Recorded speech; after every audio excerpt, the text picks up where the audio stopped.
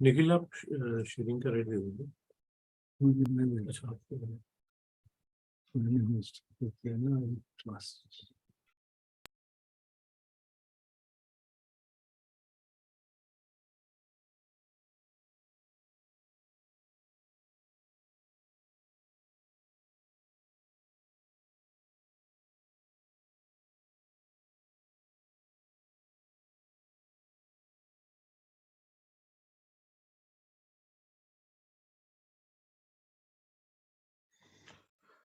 शीलसम्पन्नसुत्त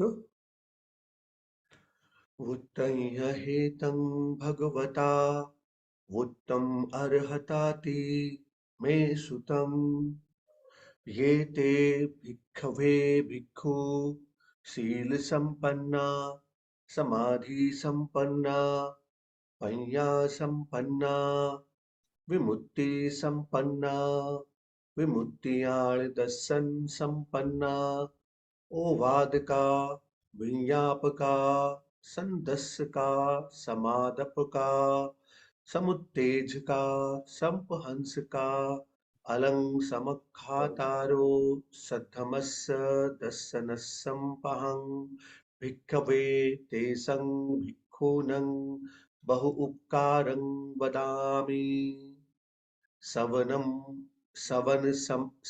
सवनप अहं भिक्खवे तेसं भिक्खूनं बहु उपकारं वदामि उपसंकमं नपहं भिक्खवे तेसं भिक्खूनं बहु उपकारं वदामि पैरूपासनं पहं भिक्खवे तेसं भिक्खूनं बहु उपकारं वदामि अनुसरणं पहं भिक्खवे तेसं भिक्खूनं बहु उपकारं वदामि अनुपवज्जहं भिक्खवे तेसं भिक्खूनं बहु उपकारं वदामि तं किस्स हेतु तथा रूपे भिक्खवे भिक्खु सेवतो भजतो पैरूपासतो अपरिपूरोऽपि शीलखण्डो भावना पारिपूरिं गच्छति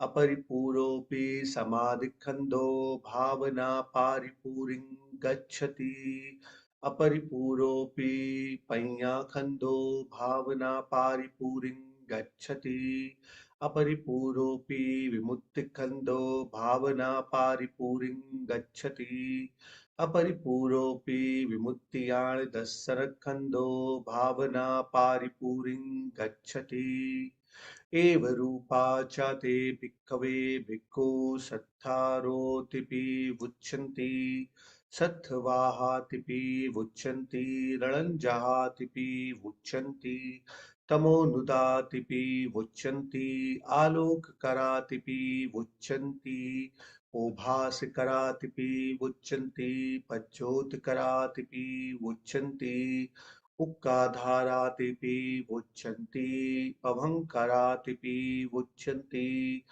अर्यातिपि वुच्यन्ति चक्षुमन्तोतिपि वुच्यन्तीति एतमर्थं भगवा अवोच तथेतं इति उच्यते पामोच्चकरणं ठानं एतं होति विजानतं यदिदं भावितत्तानं अर्यानन्दं जीवनं ते ज्योतयन्ति सद्धम्मं भासयन्ति पभङ्करा आलोककरणा धीरा चक्षुमन्तो रणञ्जहा ये संवे शासनं श्रुत्वा सम्मदन्याय पण्डिता जाति कयम् अभिज्ञाय न गच्छन्ति पुनः भवन्ति अयम्पि अर्थो वुत्तो भगवता इति मे सुतन्ति।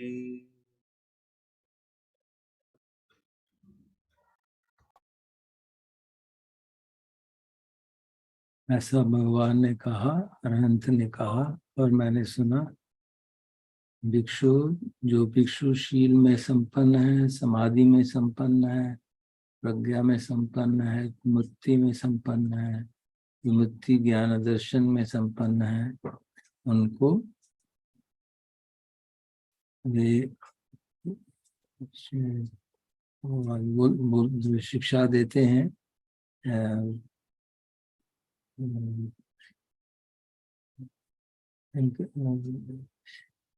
मोटिवेट करते हैं और दूसरों को उत्तेजित, उसको इंस्पायर करते हैं और वो ठीक से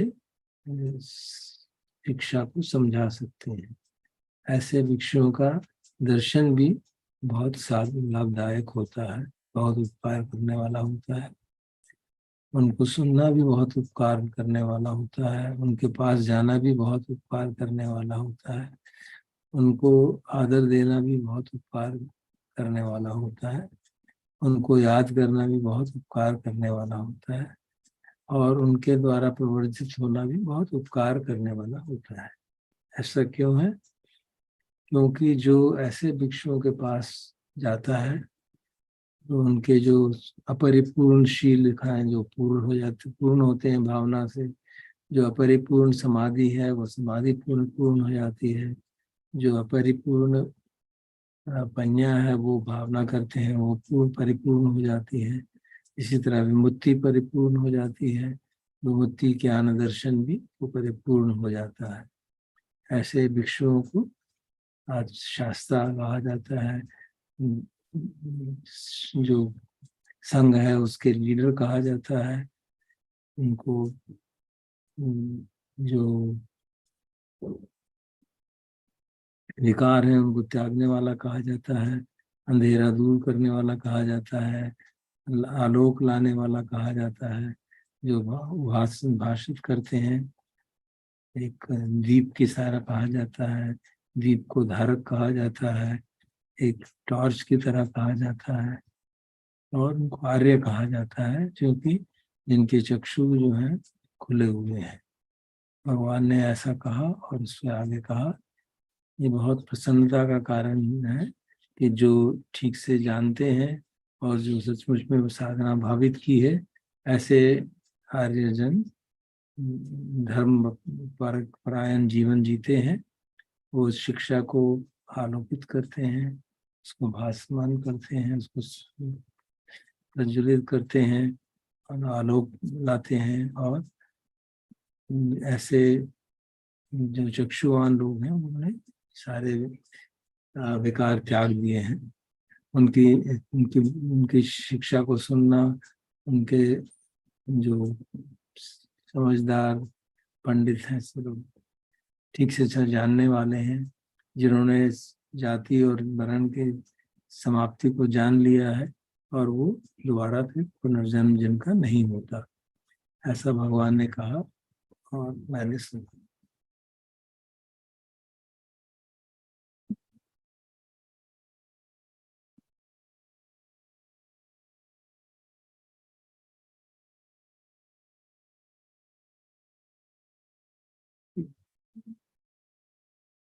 This was said by the Buddha, the perfected one.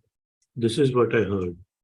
Mendicants, take a mendicant who is accomplished in ethics, immersion, wisdom, freedom, and the knowledge and the vision of freedom.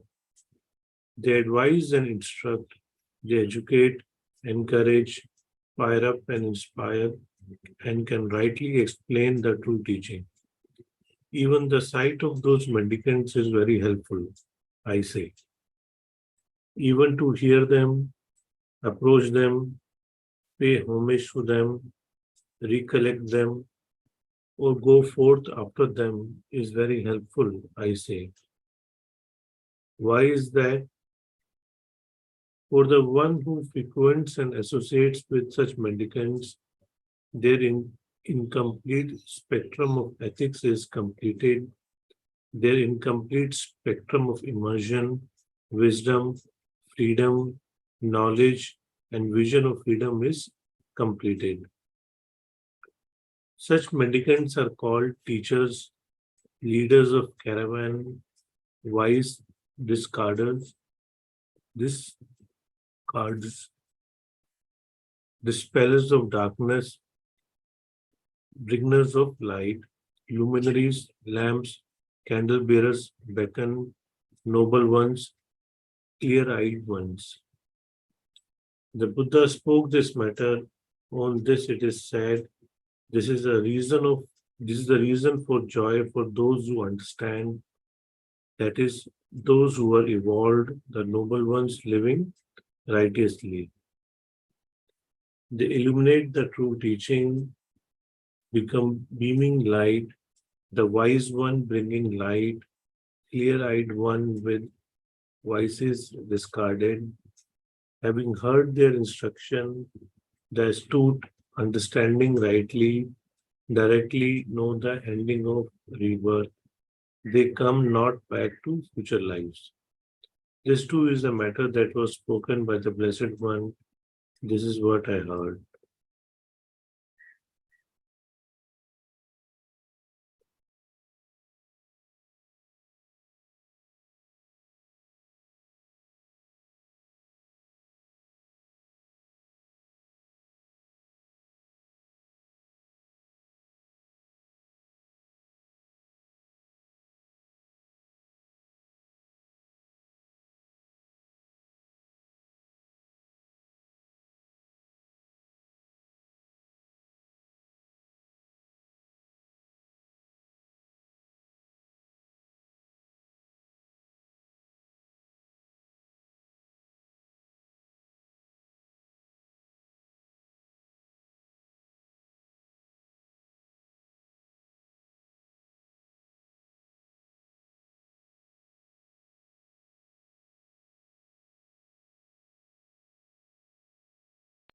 Sir यहाँ भजतो से क्या तात्पर्य निकला है? भिक्खु सेवितो भजतो।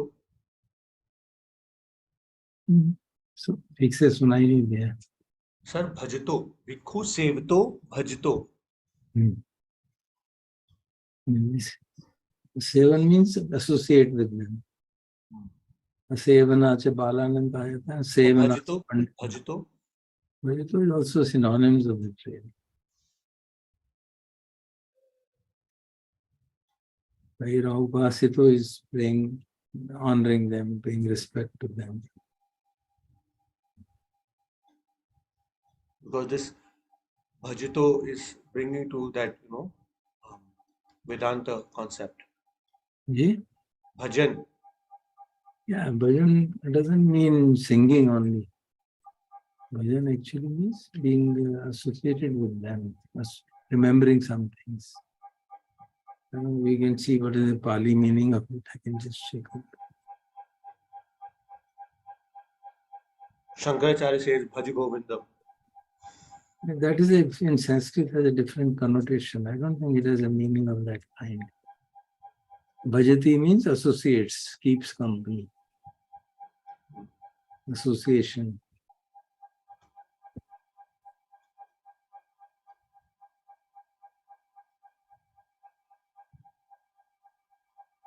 एक ही शब्द का मतलब पैसेज ऑफ टाइम चेंज हो जाता है।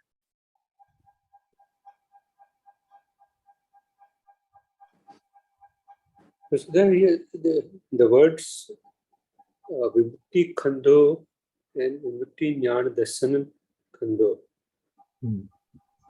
तो इनका क्या सिग्निफिकेंस? एक तो खंड वर्ड यूज हुआ है, दूसरा विमुक्ति और विमुक्ति ज्ञान दर्शन। फर्क, क्या कोई फर्क है या दे आर आल्सो मोर और less same thing? Yeah, it is a further expansion of it. That's how I understand it. एक तो है कि we have a comprehensive liberation, experience of liberation, and then experience of having got knowledge and wisdom fully. Knowing that I am free. Okay. One is becoming free, other is knowing that I am free. Okay, yes. That's usually explained.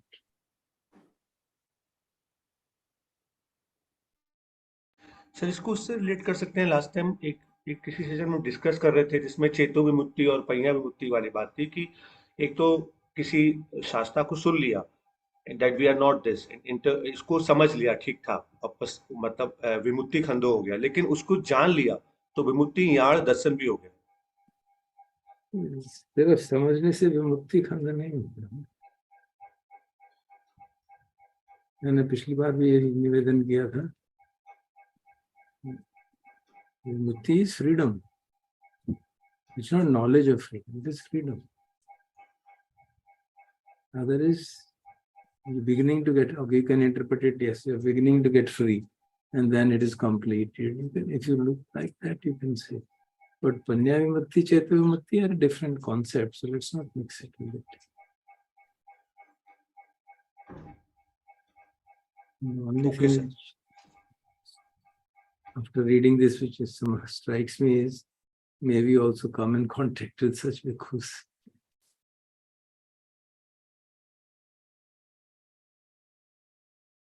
Or we have already come in contact. Or we have already come in contact with the people. Yeah, maybe.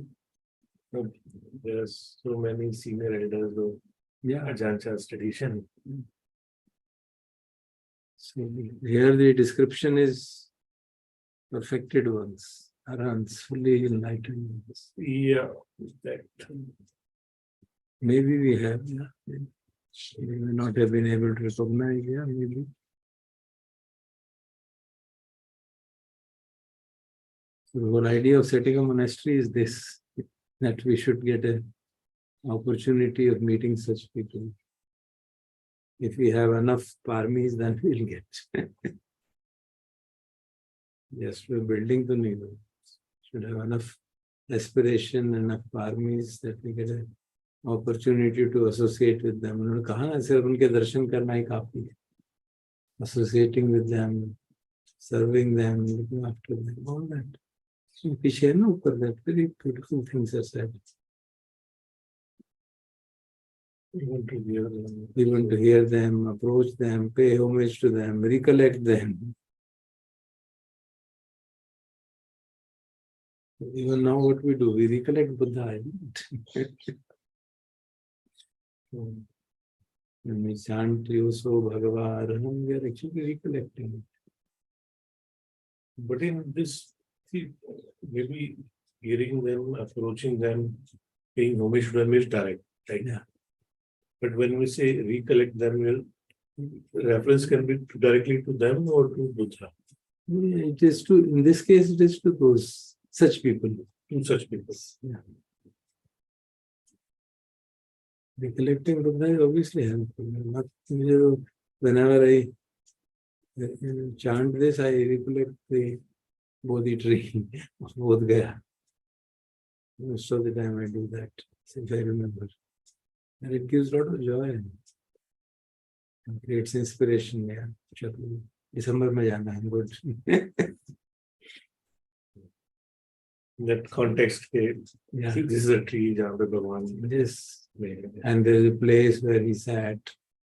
That so-called diamond throne is there. So it's a भाव की बात है, इसमें कोई, it's not a, you can't say कि मैंने देखा था वहाँ बैठे से. Even I think so, if people go on pilgrimage to various places where Buddha has been living, even doing that and bringing that feeling that yes, I'm visiting the place where Buddha has been. It is very true. When we went to those 3-4 places, we used to sit wherever we went. You would sit there and recite the sutta which Buddha gave at that place. Yeah. That is a good, very good feeling कि हाँ यहाँ पे भगवान ने धम्मचक्र प्रवर्तन सूत्र दिया. So we Sarnath गए थे हम लोग, तो we did that. After when we went to see Ajahn Kevali, जब वो चले गए, उसके अगले दिन हम खुद गए और we sat there below it and chanted it and discussed it. And second day we Sabrahmakasutta. We went to Savathis and we selected those. We went to Subbarama, we selected those suttas and chanted it. We went to Rumbanis and we chanted it. Kushinagar, we chanted Mahaparinibbana. So it gives you a sense of recollecting and connecting with them. जैसे यहाँ पे कहा गया ना, it gives you that feeling, Yeah. as if you are listening to the Buddha speaking it out. It gives inspiration, uplifts the mind, feel very, and gives you a different kind of joy.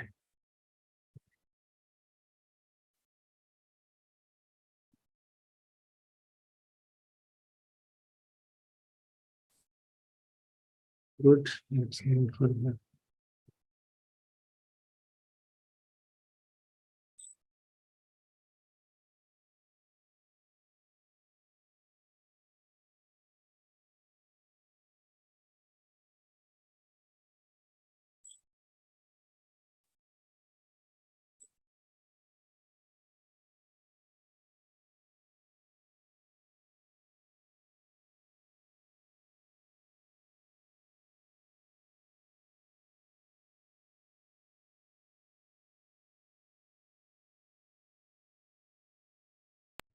Taṇhuppādasutta Vuttaya hetam bhagavata Uttam arhatati me sutam Chattaro me bhikkhave Taṇhuppada Yatta bhikkhuno tanha upasampajjamana upajjati Katme chattaro Chivar hetu va bhikkhave bhikkhuno tanha upajjamana upajjati पिंडपात हेतु वा भिक्खवे भिक्खुनो तन्हा उपज्यमाना उपज्जति सेनासन हेतु वा भिक्खवे भिक्खुनो तन्हा उपज्यमाना उपज्जति इति भवा भव हेतु वा भिक्खवे भिक्खुनो तन्हा उपज्यमाना उपज्जति इमे खो भिक्खवे चत्तारो तणहुप्पादा यत् भिक्खुनो तन्हा उपज्यमाना उपज्जतीति एतमर्थं भगवा अवोच तथेतं इति वुच्यति तन्हा द्वितीयो पुरुषो दीघमध्यान संसरं इत्थ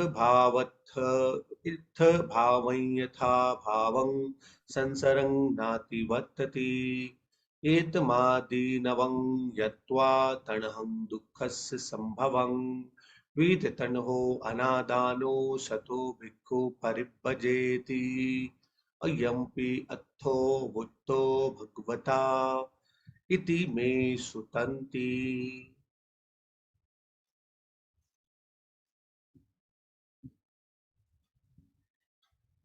भगवान ने ऐसा कहा, अरहंत ने ऐसा कहा और मैंने सुना।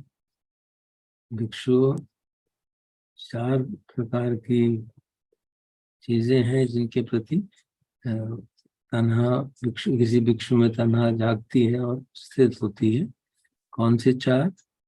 चीवर के कारण तृष्णा जाग सकती है और स्थिर हो सकती है, पिंडपात के कारण, भोजन के कारण, और रहने की जगह के कारण, और इस भाव से कि मैं इस पर्टिकुलर परिस्थिति में, इस पर्टिकुलर भवलोक में पैदा हूँ, जन्म हूँ। ये चार चीजें हैं जो एक भिक्षु में तन्हा को पैदा करती हैं, तृष्णा को पैदा करती हैं।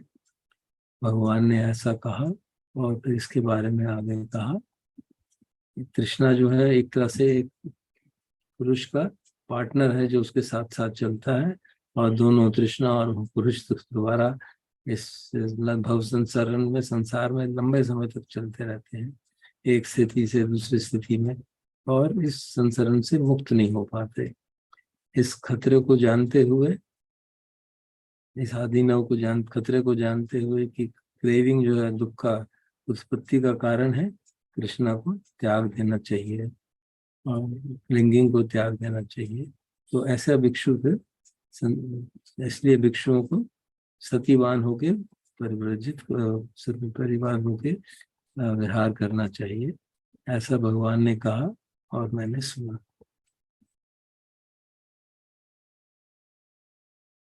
Obviously, the context is only mendicants, but It in applies for to us, lay yeah. people, it will be much more. Yeah, it applies to all of us. But in the sense that the causes will be much more, in the sense. Yeah, They mentioned only in addition, we have family family, to which we get attached. and the attraction of senses. Yeah, that's all. Yeah, that's it. But these are the primary things.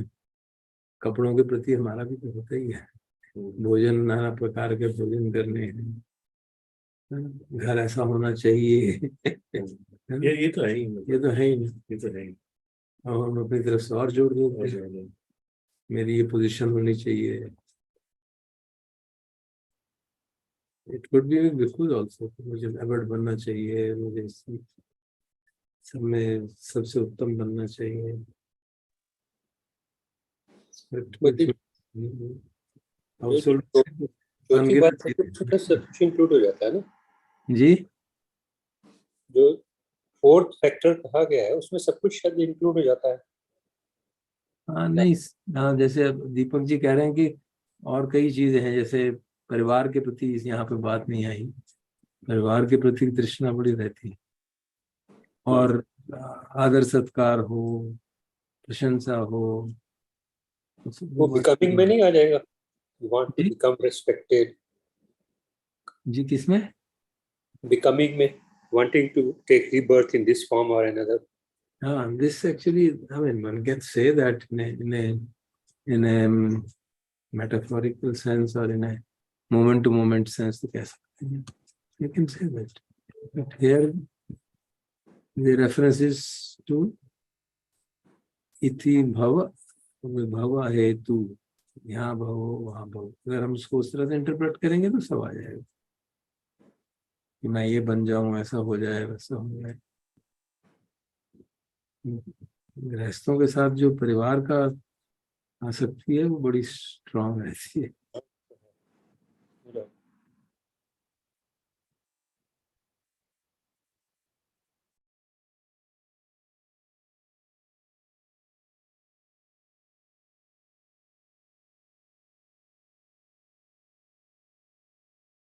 This was said by the Buddha, the perfected one. This is what I heard. Mendicants, there are 4 things that give rise to craving in a mendicant. What for?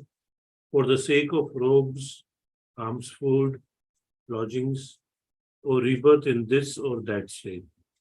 These are the 4 things that give rise to craving in a mendicant. The Buddha spoke this matter. On this it is said, craving is a person's partner as they transmigrate on this long journey.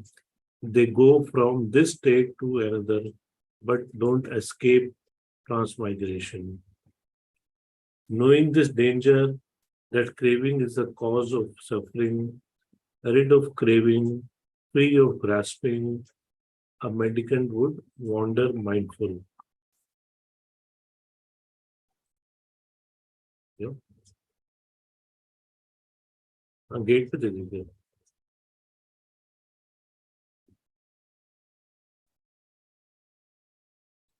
This too is a matter that was spoken by the Blessed One.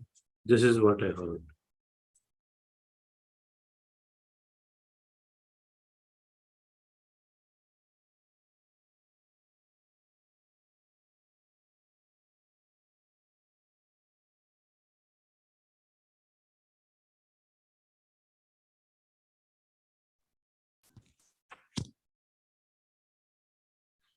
Shri तण्हा द्वितीयो पुरुषो, ये इसका क्या तात्पर्य निकल रहा है? It is like a partner. It is a common phrase. द्वितीयो पुरुषो means it's your partner, जो आपके साथ हमेशा चलता रहता है। दूसरा पुरुष है, ऐसे है जैसे आप हैं और एक आपके साथ कोई और पुरुष है जो तन्हा तृष्णा रूपी पुरुष। It's a matter of expression. And this phrase comes in many other places also.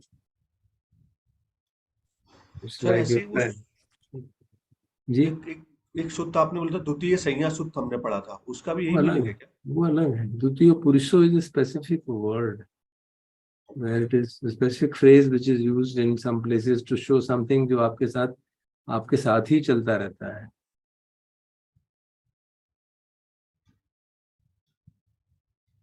But can we interpret द्वितीय संज्ञा सूत्र सर की वो संज्ञा भी हमारे साथ चलनी चाहिए? उनको द्वितीय, वहां पर द्वितीय वर्ड का क्या मतलब निकलेगा? द्वितीय संज्ञा, that is second is उसमें तो मतलब सिंपल ये है, एक संन्यास सुत्ता है, एक द्वितीय संन्यास सुत्ता है, that is second Sutta on संन्यास. Oh, okay.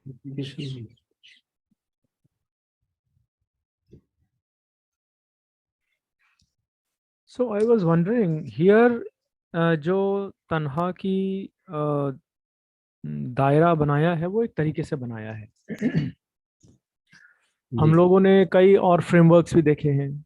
जी. तो मुझे खास तो एक ये अपने लिए खुद के लिए ख्याल आया कि मुझे ध्यान रखना चाहिए टू नॉट, मुझे ये ध्यान रखना चाहिए कि मेरे मन में वो मेलिएबिलिटी, फ्लेक्सिबिलिटी बनी रहे to understand that in different places different frameworks will be used, so that I don't try to apply the same framework at all places. One can think ना कि अरे तन्हा ऐसी चार ही होती हैं. One can think like, जैसे एक example दिया, I think Deepak gave another example and so forth. So it's just something it came to my own mind, so I'm just saying it out loudly, that the teaching sometimes in one place are so contextual that we should not forget the bigger the diversity of the teaching, so as not to be mistaken कि अच्छा यही चार areas of tanha hai, for example. So no, I'm just thinking loudly right now, that's all. Thank you.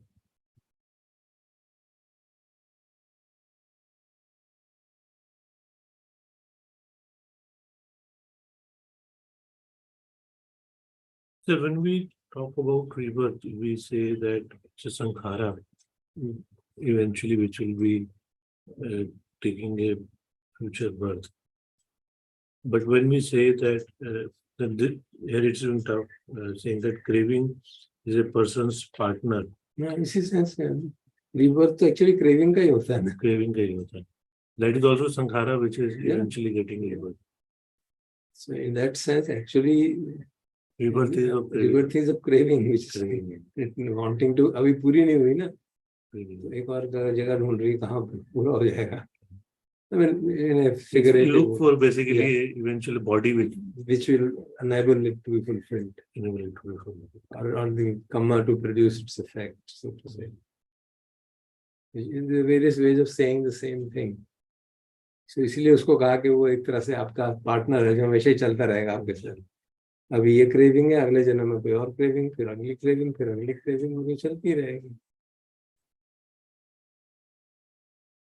But इसको इस sense में भी देखें कि those people like who spend time wisely in terms of doing meditation and practice, so the direction of craving will be, craving will reduce, and there is a forward-looking path towards wisdom or enlightenment. So उसमें वो craving direction will be different. Is that right to say? Craving will be towards freedom. Towards freedom. That also is, in some sense, in the beginning part, it will be like that. It will be like that. But eventually we realize कि यार ये भी natural phenomena है, छोड़ दो इस craving को. And when that is also dropped, then in that basically life birth also can be stopped. The full enlightenment will be achieved.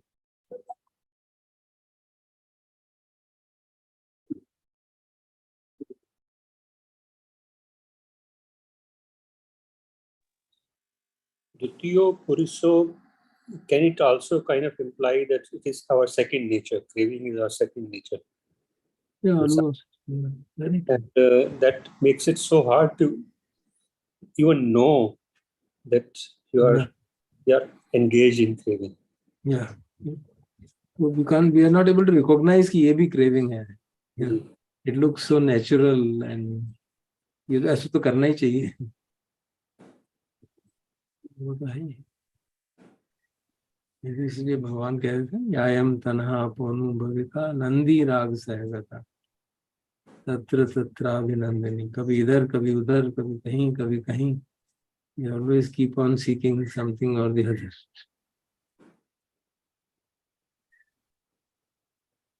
कई बार हम सोचते हैं कि हम कोई काम करने जा रहे हैं, अच्छा होगा क्योंकि it is for the larger good, but ultimately it is a craving of some kind. It can be, yeah. That also can be a craving.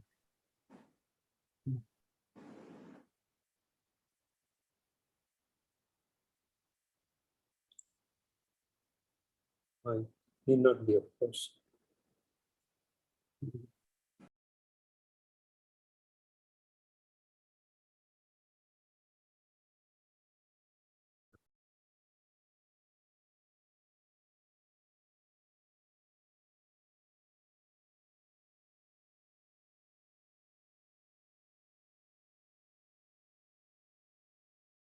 Sabrahmakasutta.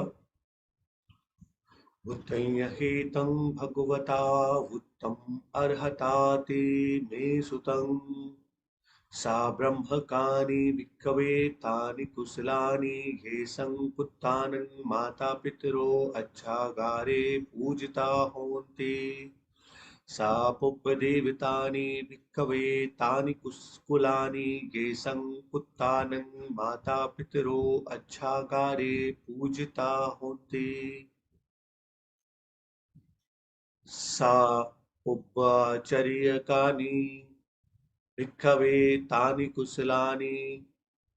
कुलानि ये संपुत्तानं माता पितरो अच्छागारे पूजिता होन्ति साहुनेयकानि भिक्खवे तानि कुलानि ये संपुत्तानं माता पितरो अच्छागारे पूजिता होन्ति ब्रह्माति भिक्खवे माता पितॄनं एतं अधिवचनं पुब्बदेवताति भिक्खूनं माता पितॄनं एतं अधिवचनं आहुनेयाति भिक्खवे माता पितॄनं एतं अधिवचनं तं किस्स हेतु बहुकारा भिक्खवे माता पितरो पुत्तानं आपादिका पोषका इमस्य लोकस्य दस्येतारोति एतमर्थं भगवा अवोच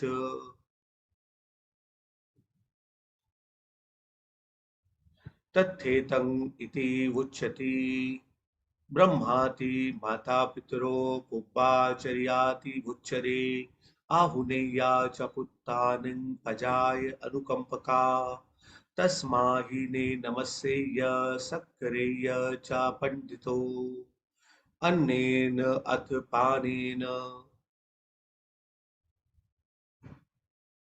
उच्छादनेन न्यापनेन पादानं धोवनेन च तानं पारिचर्याय माता पितुषु पंडिता इदेव नं पसस्सन्ति पेचसग्गे पमोदतीति अयम्पि अथो वुत्तो भगवता इति मे सुतन्ति.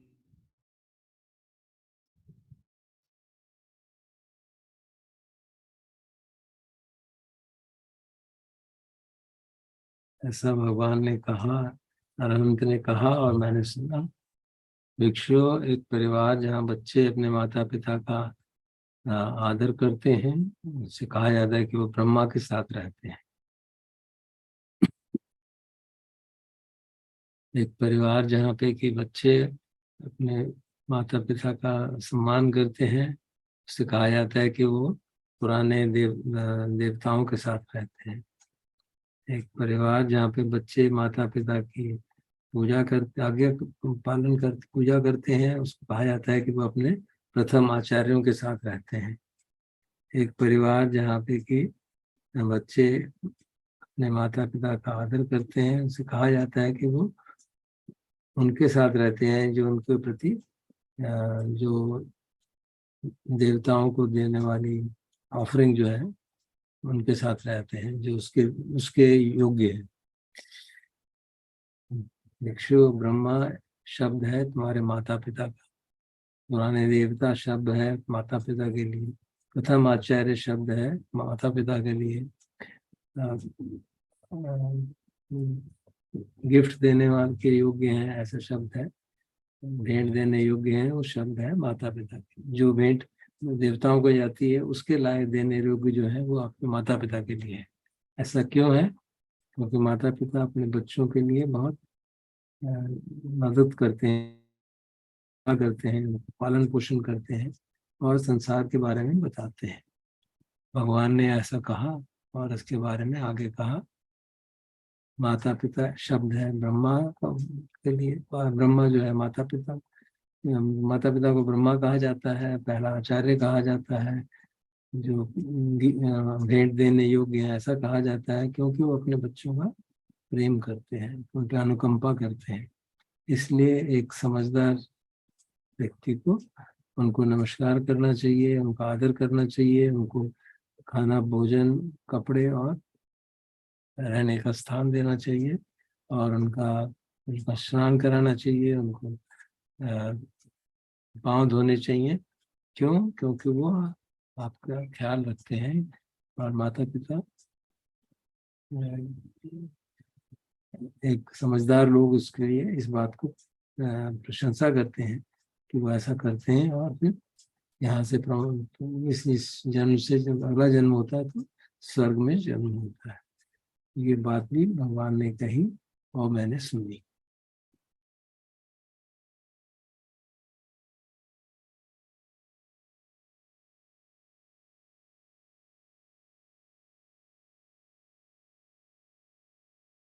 This was said by the Buddha, the perfected one.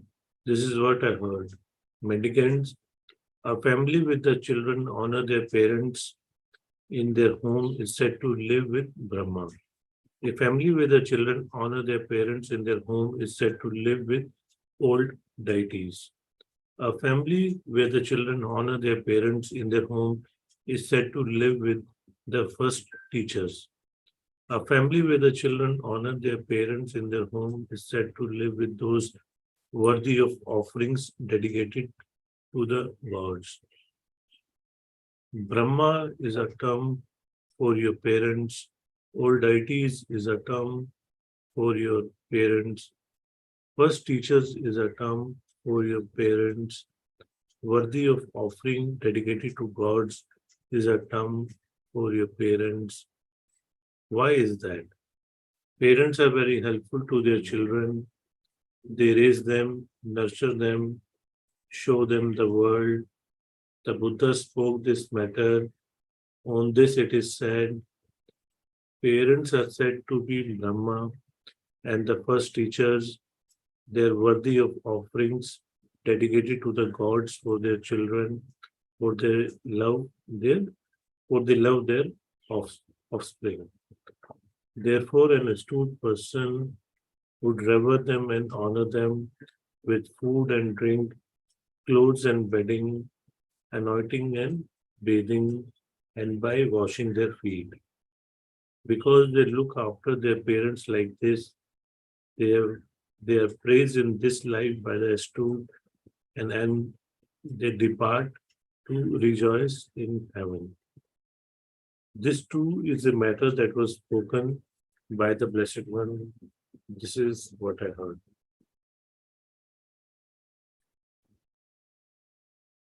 Sir, पिछले सूत्र में हमने पढ़ा कि अपने परिवार के प्रति आसक्ति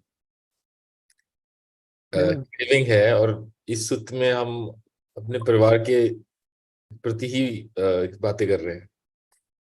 परिवार के प्रति रिस्पॉन्सिबिलिटी और आसक्ति में फर्क है ना।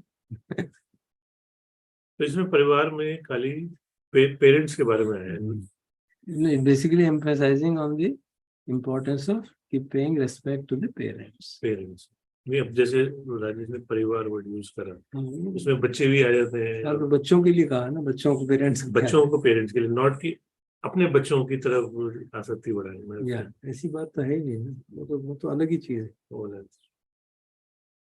उसके लिए अलग टीचिंग है, separate teachings for different purposes ना। जो परिस्थिति रही होगी उसके हिसाब से टीचिंग होती है ना। एक हमने धम्मपद में पढ़ा था ना कि तुम जब अपने नहीं हो तो तुम्हारे पुत्र और पत्नी तुम्हारी अपनी कैसे हो गए। That's it, that is the classic teaching on that. इसका क्या मतलब है कि भाई जब जिसको तुम अपना मानते हो, अपने शरीर को, और मैं हो, तो इस शरीर से उत्पन्न हुए पुत्र और इस शरीर से रिलेशनशिप होने वाले बच्चे या माता पत्नी, उसको तुम अपना कैसे कह सकते हो? So you can't call it yourself, yours own.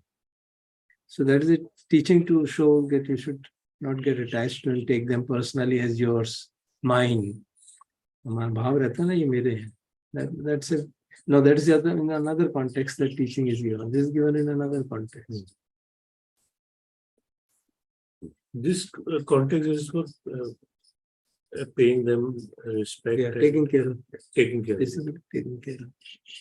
और जो end में I think आता है वो भी it says that will take you towards heaven. Yeah. It doesn't say that you will get enlightened. Yeah, of course. This is a good karma. This is a good karma. And actually, this particular teaching probably is embedded in our own Indian tradition. It's all lost. That's what I was, while reading it, I was wondering that even this kind of teaching is also not taught in schools these days. Because if you can't tell this to your children, for example. You can remember it, and those of us who are fortunate, जिनके माता पिता भी हैं, so we can remember it ourselves as meditators. We can remember it with respect to our parents. But I don't think you can tell your children this. You better not do it. You'll be in trouble.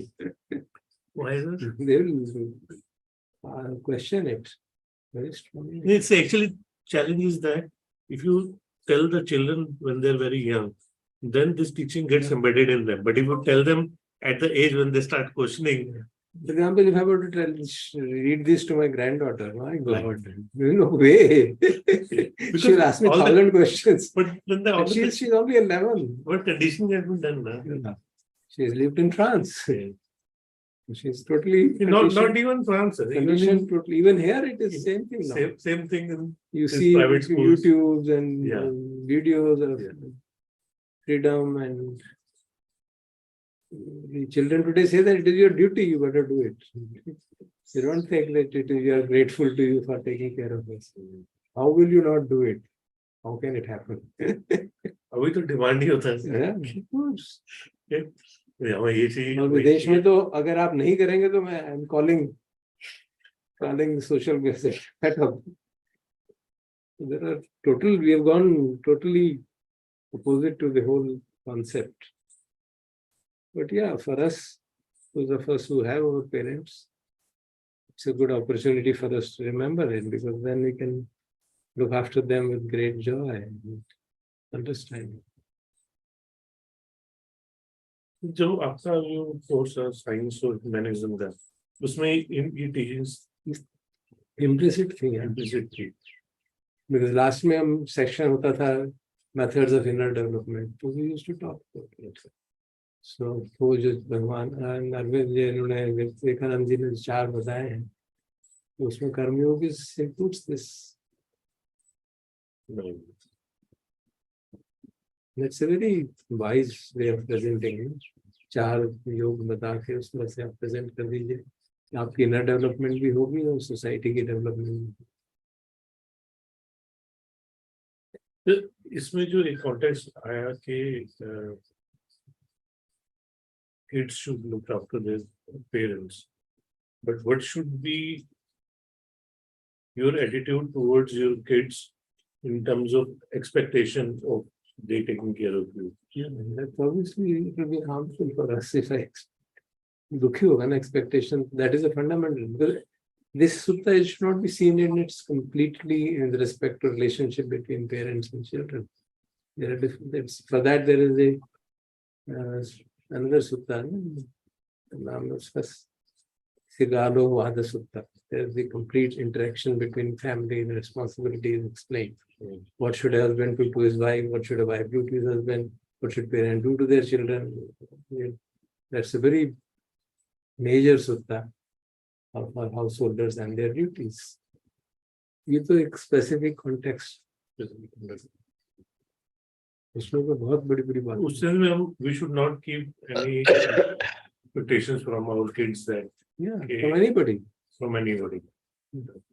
Expectation is a real cause of suffering. It becomes another craving. Yeah.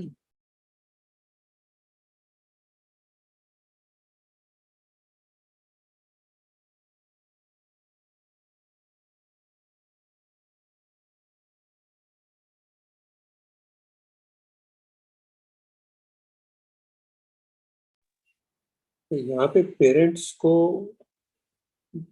और जेनरिकली तो नहीं समझा जा सकता, like ancestors, all ancestors. यहाँ तो specifically parents के लिए ही बोला है sir. Yeah, this is with respect to the relationship with parents. Yeah. How we should respect them, like what understanding. So भगवान ने उसको विभिन्न नाम दे के समझाया है कि भाई आप उसको इस तरह से समझ सकते हैं। ब्रह्मा किसको कहा जाता है भारतीय ट्रेडिशन में, जो हमारी उत्पत्ति का कारण है। हाँ, भारतीय ट्रेडिशन में ब्रह्मा उसी को कहते हैं ना, जो क्रिएटर है।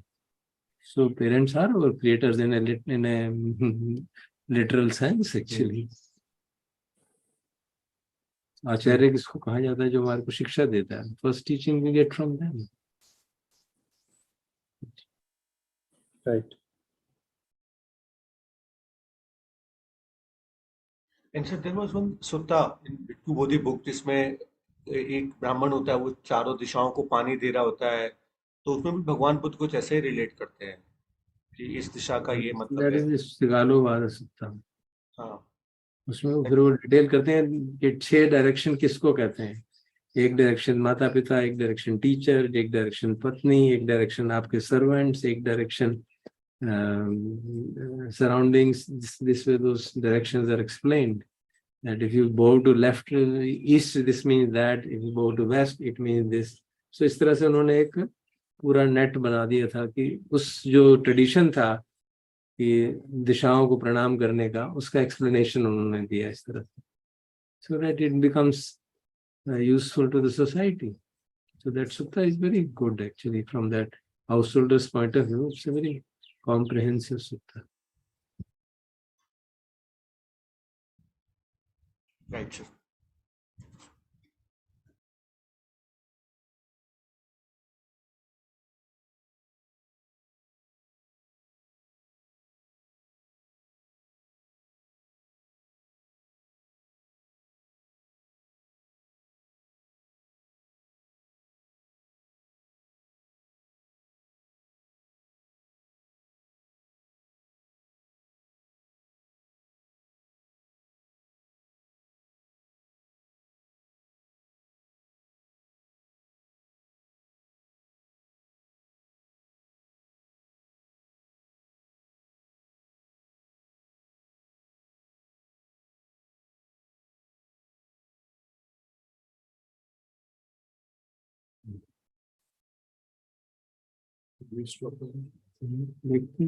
छोटा सा करना है,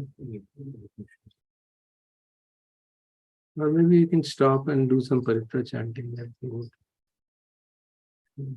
Nikhil, can you? Yes sir, sure. Maybe we do some metta practice today. Right sir, right sir.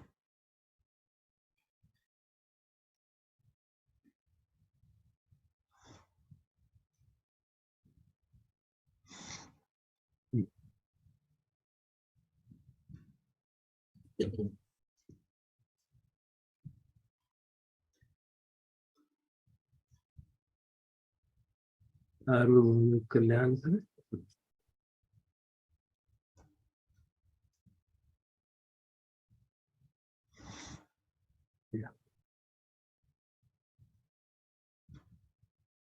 Sir आप करेंगे?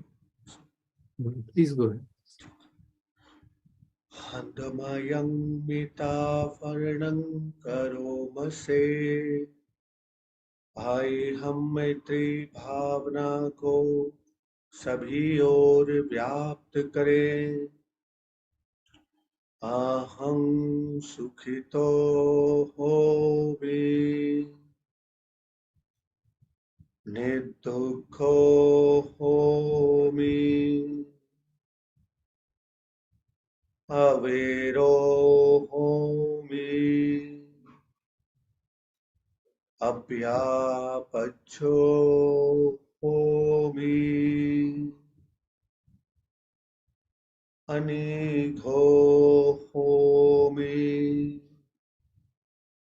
सुखी अत्तानं परिहरामि। मैं सुखी हूँ, दुख से मुक्त हो, वैर से मुक्त हो, द्वेष से मुक्त हो, चिंता से मुक्त हो, मैं सुखपूर्वक अपना संरक्षण कर सकूं।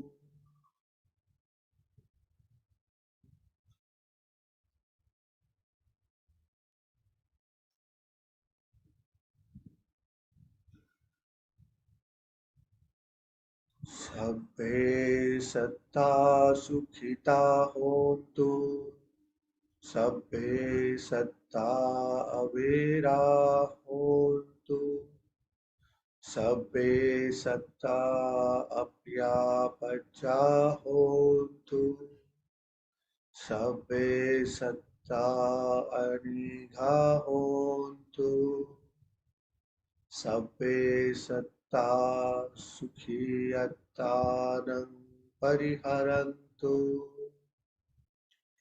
सभी प्राणी सुखी हों, सभी प्राणी वैर से मुक्त हों, सभी प्राणी द्वेष से मुक्त हों, सभी प्राणी चिंता से मुक्त हों, सभी प्राणी सुखपूर्वक अपना संरक्षण कर सके।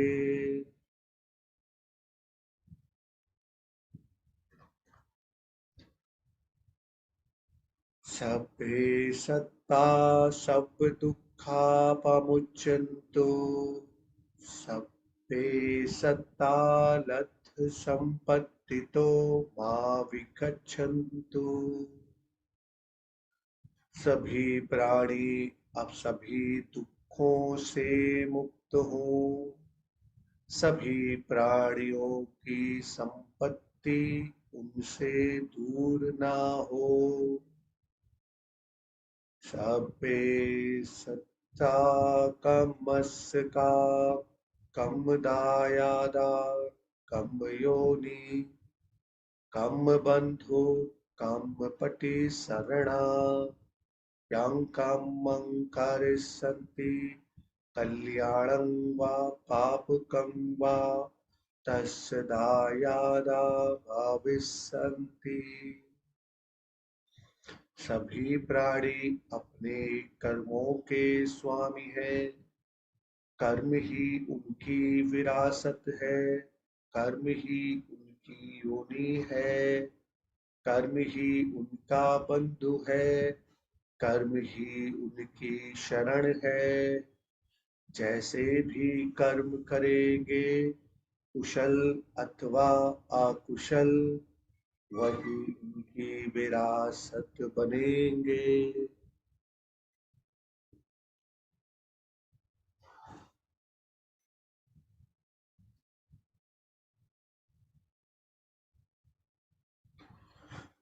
समापन वंदना के लिए बंते जी से अनुरोध करते हैं।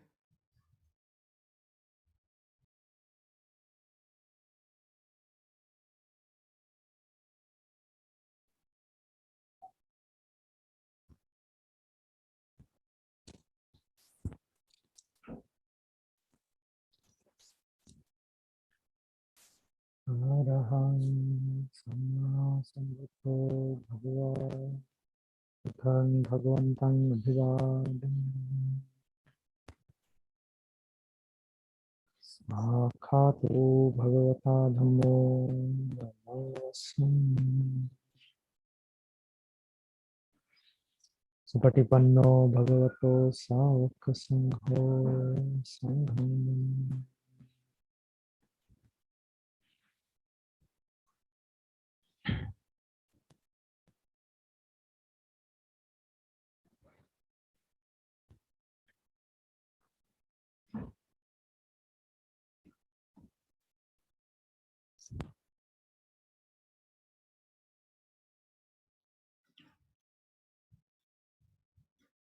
बंते जी को भी हम सभी 3 बार प्रणाम करेंगे। हम प्रणाम। द्वितीय प्रणाम, तृतीय प्रणाम।